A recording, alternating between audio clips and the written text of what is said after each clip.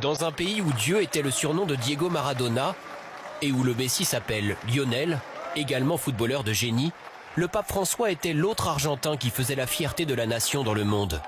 Premier souverain pontife sud-américain, passionné de ballon rond lui aussi et de tango. Jorge Bergoglio de son vrai nom, enfant d'un quartier populaire de Buenos Aires, Flores. Ce soir, certains habitants déposent des fleurs près de la modeste maison où il est né. Chacun salue son humanisme. Dans la cathédrale de Buenos Aires, où il a célébré tant d'offices en tant qu'archevêque pendant 15 ans, le pape François reçoit cet après-midi l'hommage de ses fidèles.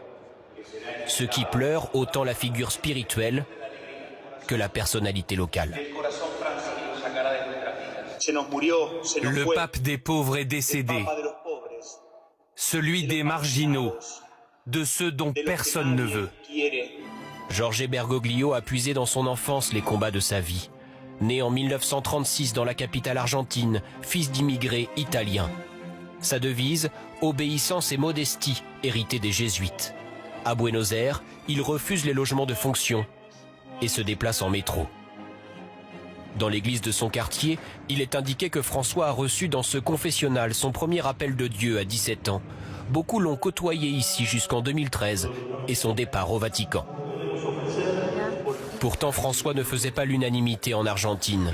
Jugé trop engagé politiquement, parfois critiqué pour son mutisme durant la dictature, même s'il tenta d'aider des victimes. Il n'est jamais revenu dans son pays durant son pontificat.